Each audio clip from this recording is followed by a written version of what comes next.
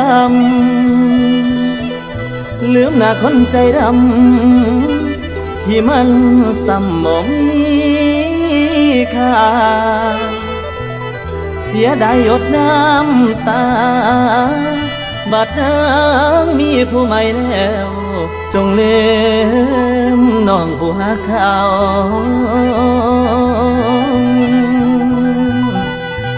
ต้องทนเจ็บปวดร้าวเป็นแฟนเก่าต้องทำใจ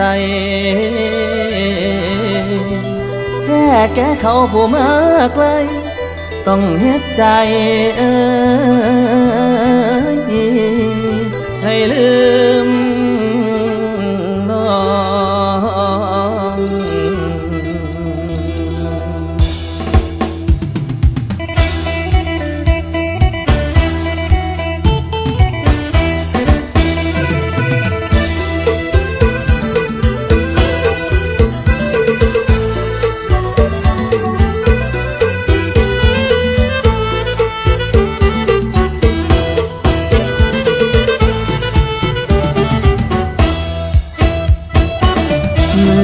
คนมาทีหลัง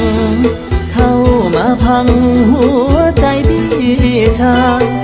สิ่งที่เคยหวังวันนี้เปลี่ยนเป็นความช้ำใจอยู่ๆเจ้ามาเปลี่ยนใจไปอยู่กับชายที่หลายคนหมายปอง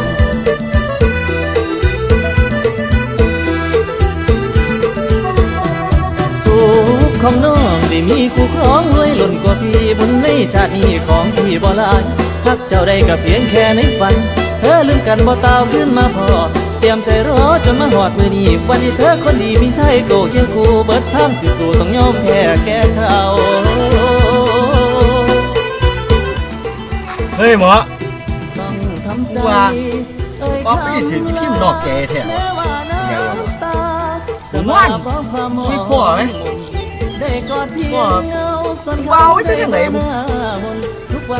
นั่งรถเก๋งเงินมากูมาขอเบิกไปมันก็ให้เขาไหมกูมันเจ็บใจแทนมันแท้ตอบดิคนใจช้ำก็คือจังคำพ่อแม่เจ้าบอกสาวาสนามาหน่อยบอกพ่อได้คู่หงให้ปงปงไหวบ่ย้ำสักมีเพียงหักบ่คู่ควรกับเจ้าสู้กับเขาต่างเรากับฝ่าบ่เทียมเท่าจักอย่างบ่มีแนววัดอ้างให้นางได้ขึ้นนาเก็บภาพความทรงจำกับความเจ็บช้ำย้อนทิ้งลงไปข้างทางแม้เจ็บคราวนี้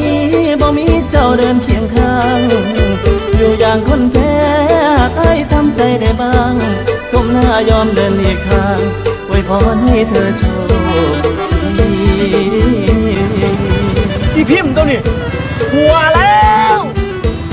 สุขีกับชายคนนั้นให้ฝันร่วมกันทุกอย่างให้สมหวังเด้อละแม่นสุขลงไอ้คนจนแฟนเก่าผู้นี้ยังคอยเจ้าส่งเข้ามาวาสนาของชายคนแพ้ได้แค่ทำใจให้ลืมน้องให้ลืมน้อ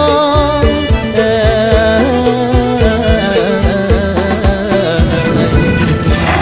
ปั๊บเว้ยนี่พี่มานั่งโจ๊กกันกับผู้บ่าวที่หน้าวัดอ่ะมึงเฮ็ดตายอย่างอยู่นี่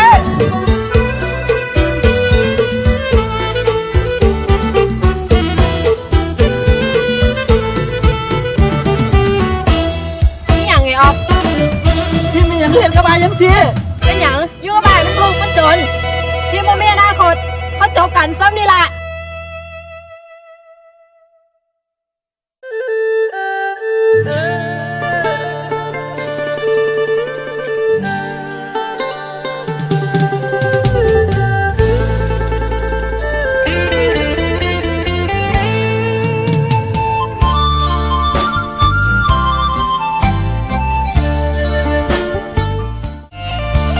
เป็นห่วง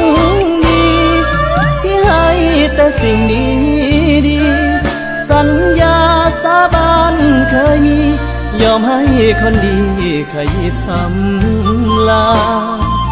รูปงามอย่างน้อง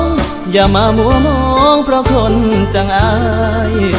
ชาตินี้เคยหอมแก้มใจได้ยืนใกล้ๆก็เป็นบุญแล้ว